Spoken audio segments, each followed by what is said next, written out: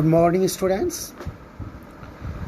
I am Kamal Nath and I welcome you all in the class of English. It is here Unit 8, Chapter 8, The Wolves of Cranogres. We are going to start. Hector Hugh Munro is the writer of this story. Let us see what is this story. Certainly it is based on some myths, and it is not supposed here that you are just told to believe something or not believe. It is just a story. Let us see what is in the story, The Wolves of Cranogres. First, let's know about the writer.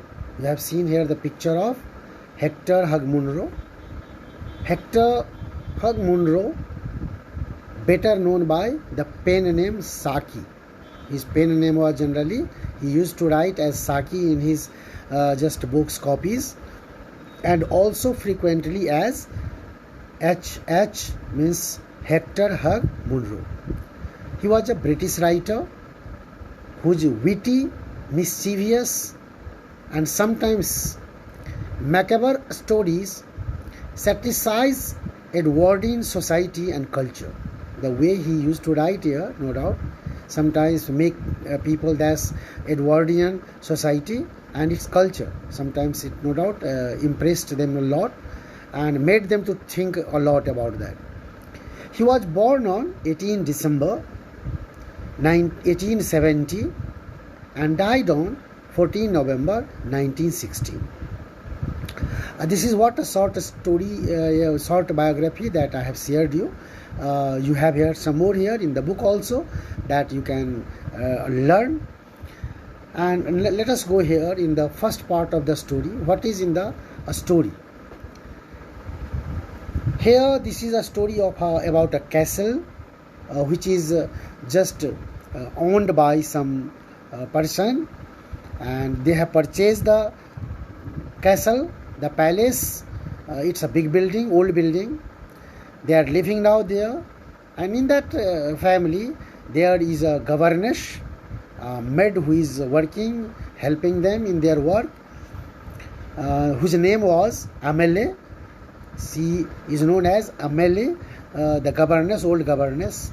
Let us see what they have here, conversation, their belief, all that, and that will what here, no doubt, give you a chance to think about the story, about their thinking.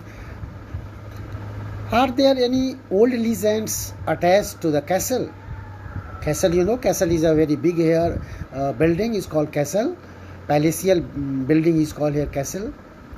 So just Conrad asked his sister this question. Conrad asked this question to his sister: are there any old legends? Means were there any myth-based stories related to that old palace where they had settled? Conrad was a prosperous Hamburg merchant. Conrad was a very rich and wealthy businessman, trader of Hamburg, but he was the one poetically dispositioned member of an eminently practical family. He had a mind of like a poet also, to use to think, to speak like that in that tone. He had got that here nature. The Baroness Grubel shrugged her plump shoulders.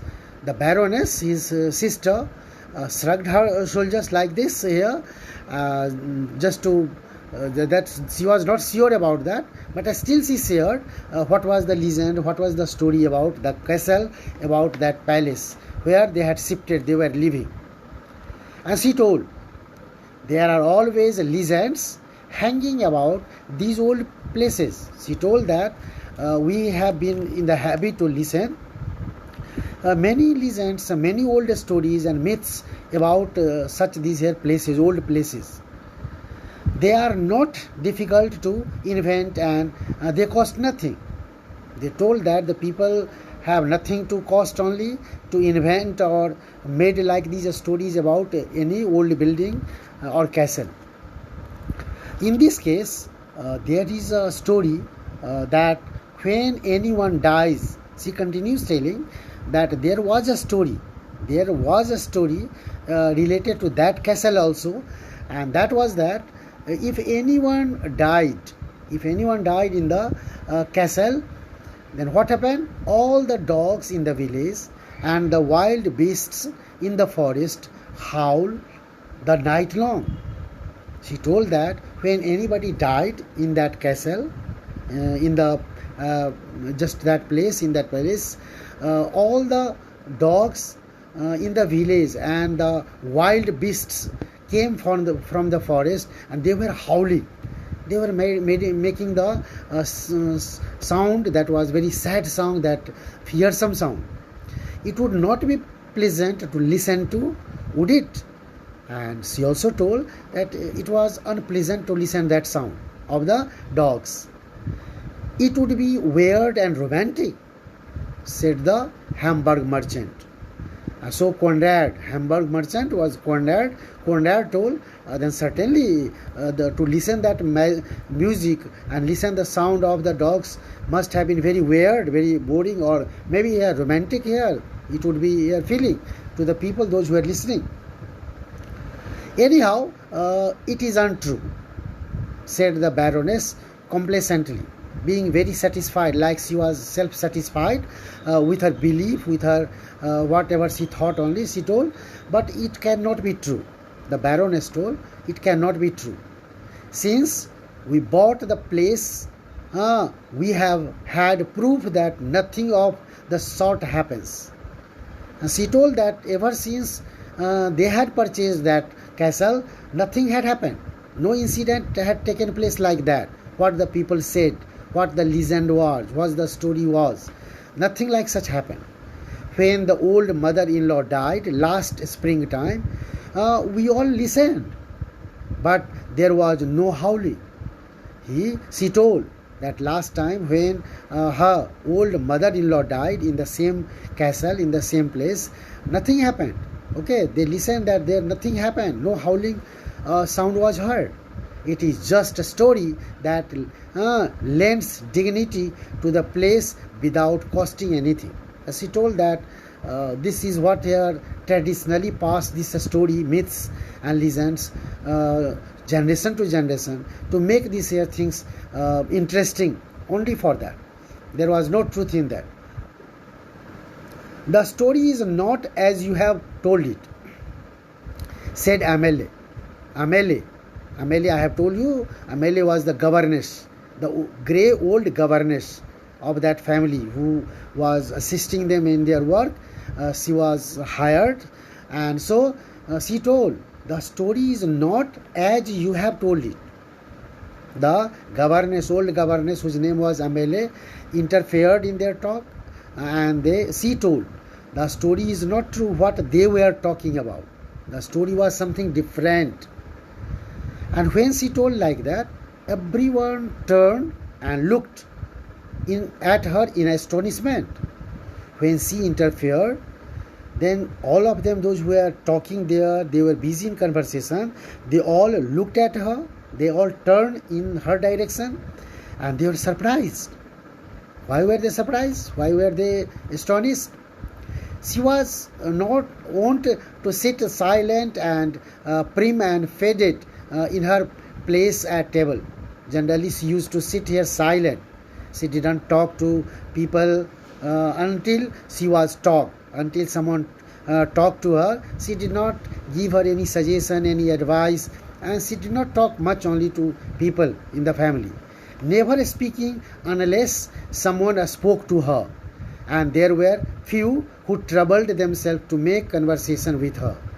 Today, a sudden volubility and descended on her face. So everyone found that there was a confidence, there was a commitment, there was something here, rigidity in her mind that was seen on her face. And she continued to talk rapidly and nervously. She continued telling that day, looking straight in front of her, and seeming to address no one in particular. She was looking in front only, and it didn't seem that she was replying to someone, she was talking or addressing to any particular place there only. Just she was looking ahead in the vacuumness, and she was telling something. It is not when anyone dies. The old governess then explained and told what she knew about the old castle. She told the story was not like that. Means the dogs didn't howl if anyone dies in the castle. Okay, that the howling is heard. It was when one of the Crenogres family died. Then she started telling what she knew and what was the fact she told. In her opinion, what was fact she shared. It was when one of the Crenogres family died. She told that when any family members of Crenogres family of that castle, any member died, here that the wolves came from far and near. The wolves came, not dogs, wolves. Wolves came from far and near and howled at the edge of the forest. They were howling. They were making that frightening sound at the edge of the forest just before the death hour. Before the death hour, before the member died in the castle. And there were only a few couple of wolves. She told only few couple of wolves were there that had their lairs in this part. They came and they howled only. Few only pairs of wolves of the forest. But at such a time, the keepers say there would be a scores of them. But the keepers of that castle told the story that there were a scores of them. They were in great numbers. At the time when anybody was going to die from the Crenogres family, there were in great numbers. The wolves came in great numbers and they howled together, gliding about in the shadows and howling in chorus. They were together, they were howling. And the dogs of the castle, the dogs who were living in the castle, and the village, from the village also, the dogs and the dog who were in the castle, and all the farms round would bay. They made here the sound and howl in fear and anger at the old chorus. Those dogs made the howling sounds when they heard that sound from the wolves. When the wolves made their howling sound, the dogs were afraid. So the dogs of the castle, dogs of the village and farms, they all came, and then they barked, then they bayed. Okay, bay is what here you know here. So that is what here, make a long and deep cry. When they are making a deep and long cry, that is called bay. So the dog here made a deep cry only in the fear of the howling sound of the wolves. Together they were in the chorus. Okay, together. And as the soul of the dying one left its body, a tree would crash down. And further what happened? The lady added. She told that when the soul left the body of the dying person, then a tree crashed down in the park. That is what happened when a Crenogres died in his family castle. But for a stranger dying here, of course, no wolf would howl and no tree would fall. Oh no. And she very confidently, rigidly told that if anybody else outside the castle, nothing happened like that. No wolves howl, no dog barked or bayed only. If only Crenogres family members died, in that case, that event took place. The lady told this here very just confidently. There was a note of defiance. When she told this, there was no doubt that there was disobedience. Means she showed disobedience about the members, those who were talking. Almost contempt, means there was no respect for them. When she no doubt crossed their belief, crossed their talking. In her voice, that type of contempt was there as she said the last words. The well-fed, much too well-dressed baroness stared angrily at the dowdy old woman who had come forth from her unusual and seemingly position of effacement to speak so disrespectfully. The lady who spoke so disrespectfully to them only, she was very angry. You seem to know quite a lot about the von Kranogres legends. And she told, it seems that you know much only about this castle, about the Kranogres family members. Fraulein, her name was Fraulein Esquimedit.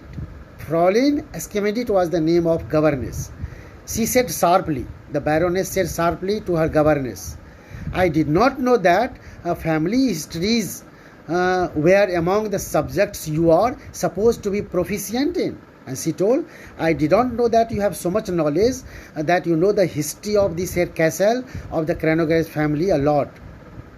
The answer to her taunt was even more unexpected and astonishing than the conversational outbreak which had provoked it. What she had told earlier was here the further what she answered that was more surprising. She told later, I am a von Kranogres myself, said the old woman. That is why I know the family history. She told, I myself, I am Kranogres family. I myself is a Kranogres family. I am the member of this here castle, this family in this place where you are living right now. And that is the reason that I know the family history and I have told you so confidently. You, a von Kranogres, you, came in an incredulous chorus. All of them, those who were listening to that old lady, told together in one voice, you are a von Kranogres, means you are the member of Kranogres family. It was incredulous, it was unbelievable for them. Okay, they asked. No doubt this was what the first part of the story that I have shared you. I will just bring you the another part, middle part of the story, just explaining them in detail. So thank you very much, student, being with me. Thank you.